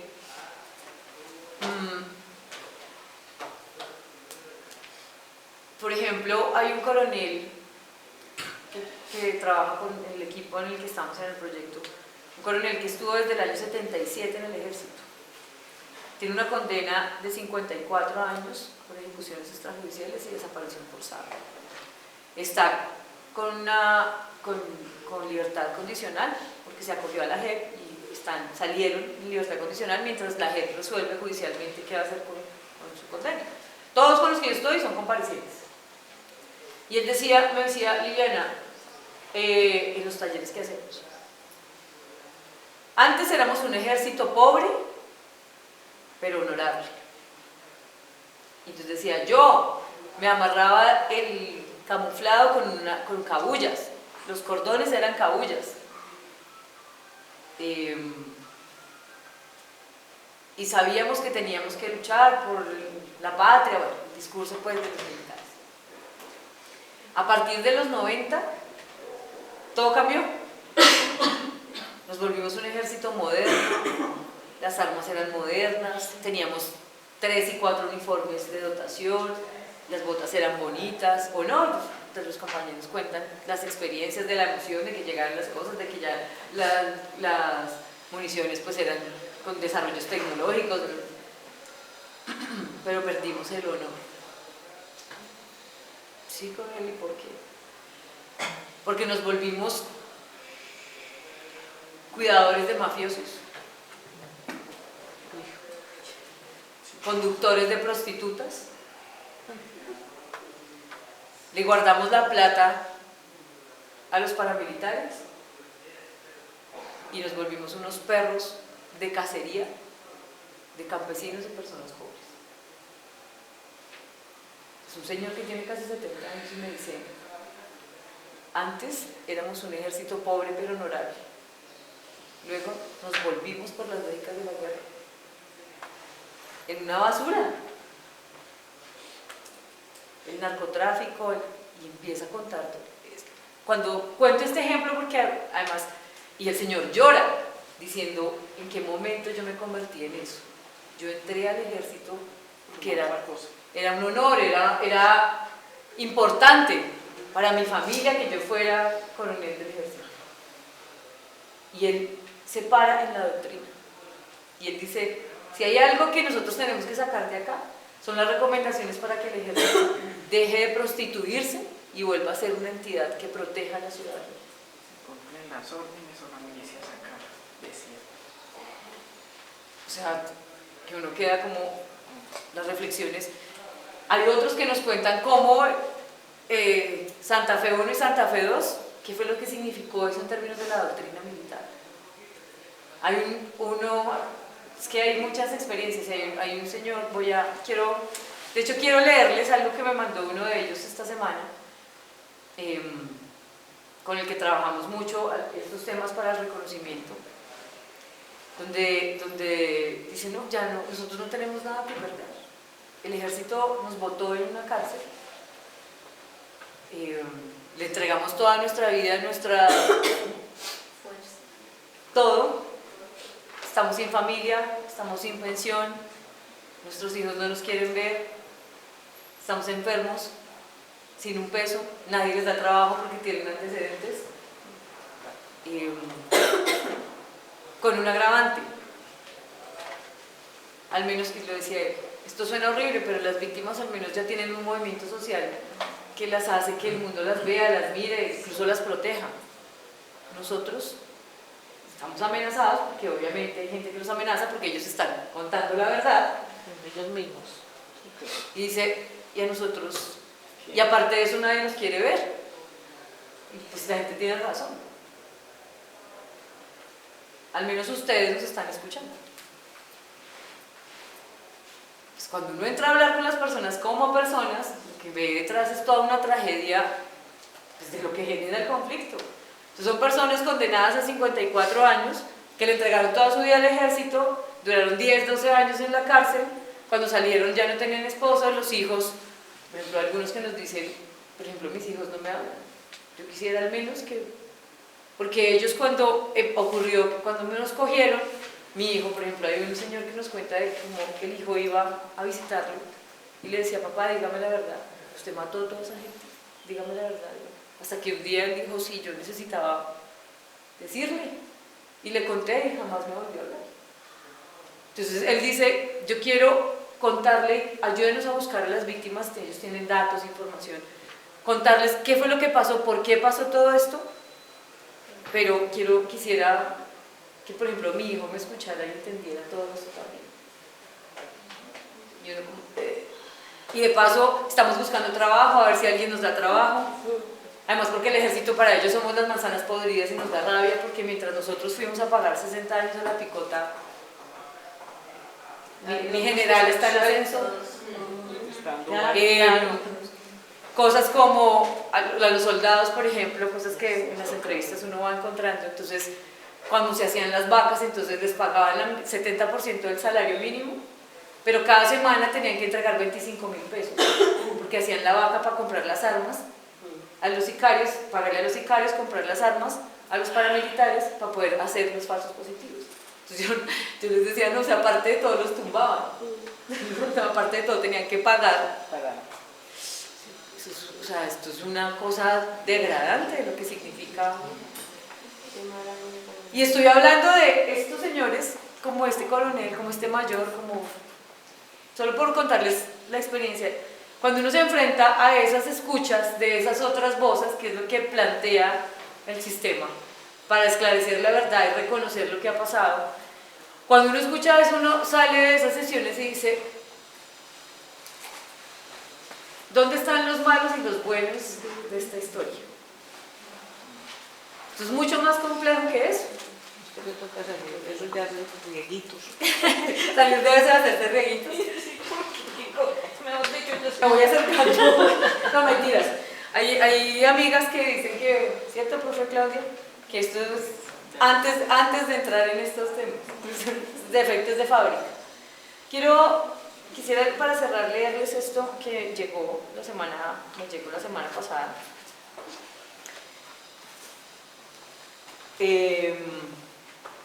Es una persona con la que trabajo y lo mandó y me decía, y lo quiero leer porque yo le dije, tenemos que resolver un tema para la otra semana. Entonces me dijo, Lili, veámonos entonces para cuadrar la metodología. Le dije, no, porque voy para el eje cafetero. Entonces le conté que el diplomado, que la cosa. Entonces me decía, lléveme estas cosas, yo quiero. ¿Por qué? Porque eso vale plata y yo no tenía plata para traer.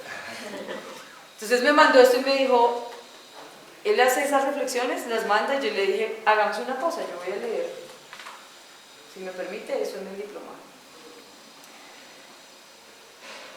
Con las alas cortadas, ¿quién no ha cometido un error y ha pagado por ello? Hoy, 10 años después que me cortaron las alas, un precio alto al que pago de mi condena por haber creído que en la guerra valía todo y dejarme guiar por la política del momento. Camino duro que recorrí segundo a segundo. Fueron 9 años, 108 meses, 3.240 días, o mejor, 4.665.000 1600 minutos, pasados por el valle de la oscuridad, convencido que había hecho las cosas bien, que era la guerra y la libertad de mi país. Todo empieza a cambiar cuando me quedo solo, cuando a través de unos barrotes de hierro oxidado me permitieron ver al hombre que más amo en la vida.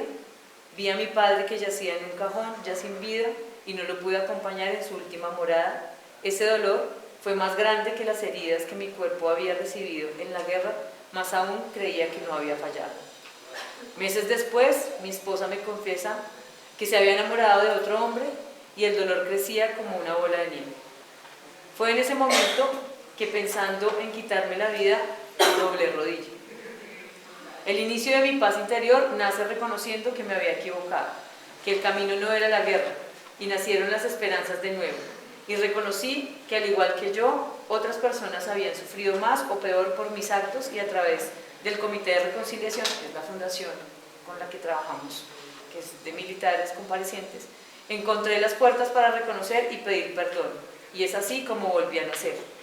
Hoy veo con estoicismo cómo los que un día fueran mis enemigos son en este presente unos guerreros de paz, y que a ellos y a nosotros se nos unen personas como ustedes, con cientos de proyectos en búsqueda de regresarle las alas a la libertad y a la paz de Colombia.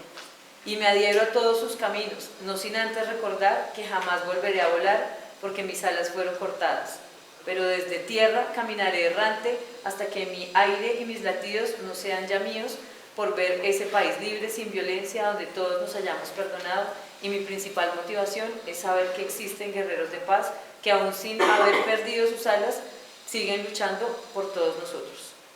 Mayor Jorge Ramírez. Solo quería, por él y por los familiares de él y sus hijos, su hija está estudiando en Cuba medicina por las becas que dio el Consejo Noruego, que fueron becas que le entregaron a las FARC, y FARC le entrega unos cupos a los hijos e hijas de los miembros de la fuerza pública que están privados de libertad y que se acogieron al proceso de paz. 200 cupos llegaron en estos días. Ellos trabajan de la mano con todos los de FARC, con la LAP, y hacen proyectos conjuntos muy en la línea de reconciliación, con Julián Bolívar, y lo digo pues porque es el trabajo en el que estoy, un poco para que, si es posible, me crean que eso es verdad. Y esto muy en respeto y en honor, digamos, a su familia, a su hija, que son esas generaciones que dialogan sobre lo que hicieron sus padres y la responsabilidad que tienen y las posibilidades también de cambiar, de que todo esto pueda ser distinto. Creo que la guerra deja tragedias profundas en todas las personas,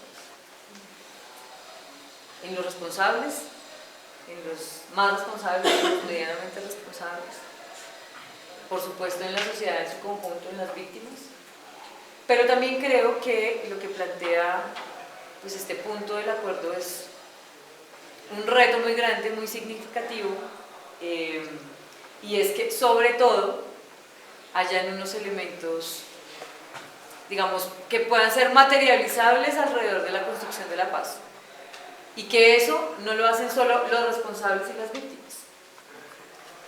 El punto 5 tiene un reto que es el más grande de todos, y es que la implementación necesita de la sociedad en su conjunto.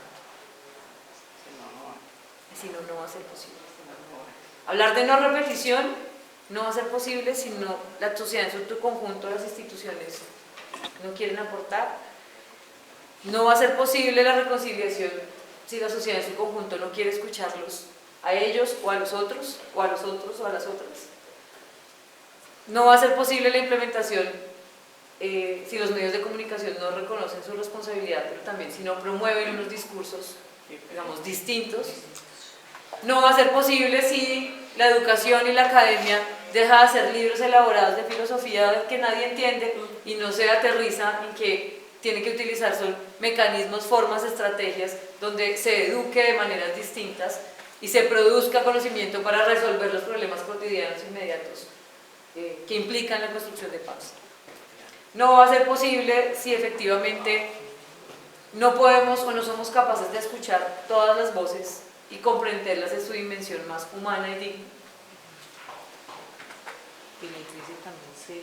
Que la iglesia asuma su responsabilidad y deje de generar discursos de fe incendiarios para cualquiera de las partes y que la fe sea el argumento perfecto para seguir odiando a los demás o vinculándolos a alguna discriminación o... Es decir, el punto 5 no solo es complejo por todo lo que hemos hablado, sino porque su implementación requiere de todas las personas que estamos acá.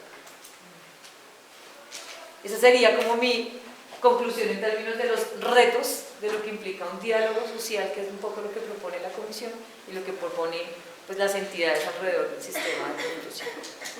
Y yo dejaría hasta aquí. No sé si tienen preguntas, reflexiones, angustias. Uy, no, las angustias no, que esas salen hartas. No mentiras. Yo tengo una reflexión o un análisis en donde los guerrilleros rasos o los guerrilleros rasos, esos son víctimas del conflicto, porque a ellos se los llevaron muy niños y los levantaron en esa política, en esa...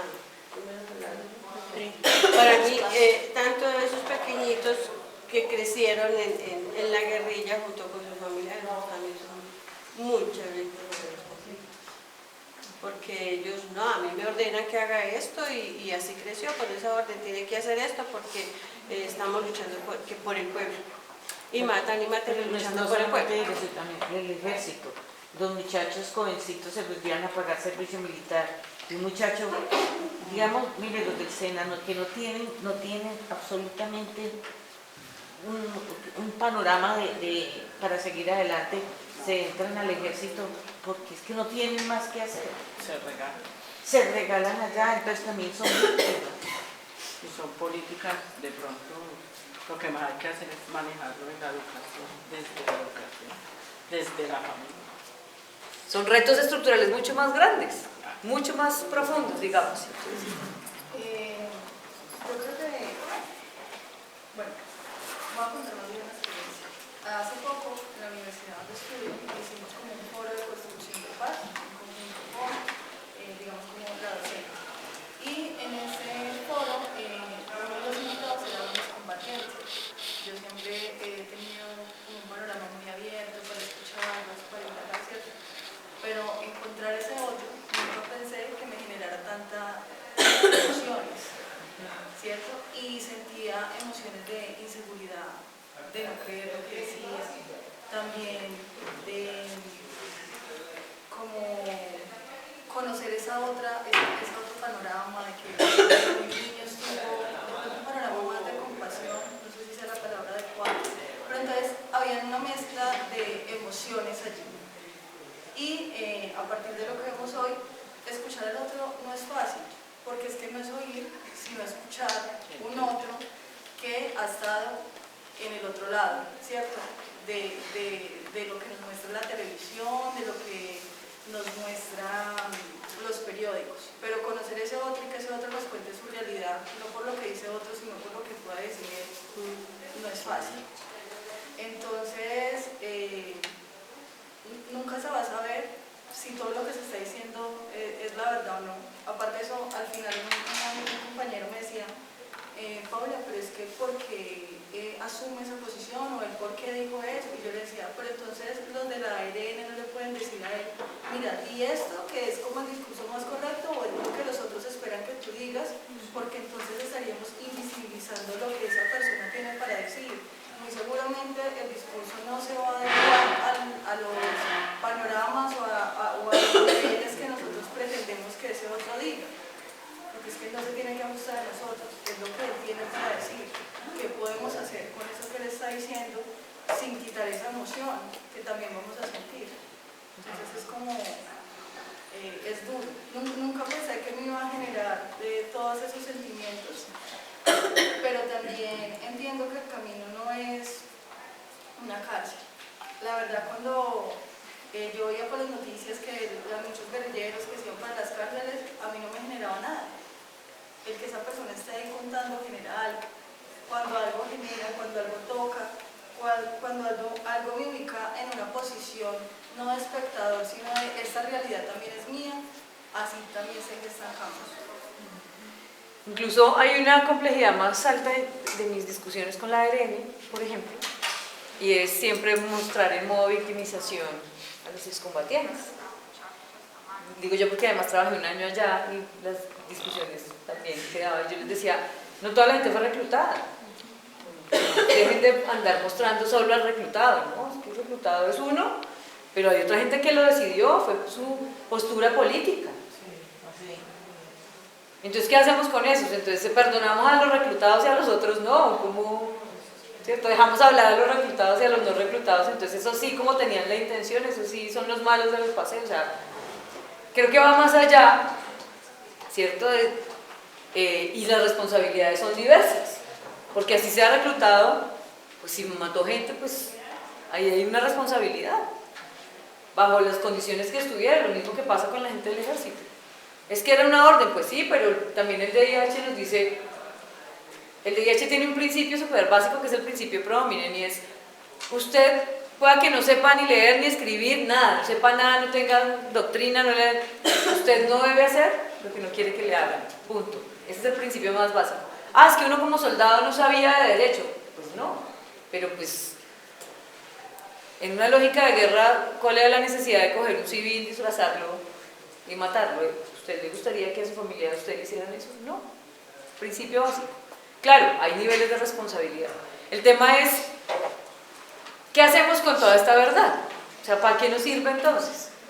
Porque si es para seguir como en la prolongación de la guerra, por otros medios, pues creo que es un reto bien grande, porque es un tema de transformaciones más profundas que nos pasan por el cuerpo, por las formas de ver, por las formas de... Yo sigo insistiendo, hay escenarios donde es muy difícil, donde la gente se sienta a hablar, a dialogar, a escucharse, pero en la escuela, en las casas, en las iglesias, hay una prolongación del discurso de la guerra. Y en los territorios, la gente en la realidad construye paz de manera más sencilla. Entonces encontramos territorios donde están la gente de los excombatientes de FARC con la mesa de víctimas, con los campesinos empobrecidos y todo el mundo aliado tratando de hacer la carretera o luchando e incidiendo en el proyecto productivo o estudiando todos juntos en un aula de clase, y los que estamos por fuera parados en el lugar de los buenos, porque todos decimos que somos buenos, ¿no? Entonces creo que por eso esto tiene unas implicaciones más profundas, y que la invitación es a que primero, pues de entrada, felicitarlos y felicitarlas de estar acá, porque creo que ese ya es un paso de implementación del punto 5, de corresponsabilidad. Por algo están aquí ustedes los que están. Alguna cosa tiene que moverlos y moverlas para que estemos aquí sentados. Segundo, tienen una labor, que es su trabajo de incidencia. Ayer lo decía yo en Armenia, porque alguien decía, no, si algo innovador, un video, algo chévere, distinto. Y yo le decía, pues más allá de lo innovador, lo chévere, lo distinto es, ¿qué va a hacer con eso? Sí. ¿Y cuál va a ser su aporte corresponsable en la implementación del punto 5? Entonces yo les decía, listo, había un grupo de chicos, no, que vamos a hacer un video, un documental de no sé qué, sobre tales temas. Y yo, maravilloso. Pero ese trabajo es realmente maravilloso. Todas las personas que estamos acá vivimos en algún lugar. Ese lugar tiene un ordenamiento territorial. Todos estamos cerca de alguna junta de acción comunal. Yo les decía, donde nos pusiéramos el propósito de que todo lo que surja aquí se va directamente a un espacio de una junta de acción comunal para contarle a la gente del barrio algo de lo que vieron en el diplomado, ahí ya es una acción de corresponsabilidad, de hacer visible, de generar reflexiones, eso es. O sea, tenemos la tarea de implementar este punto. Sí. Ya comprometido el punto 1. Claro, eso también es un chulo de si funciona o no funciona.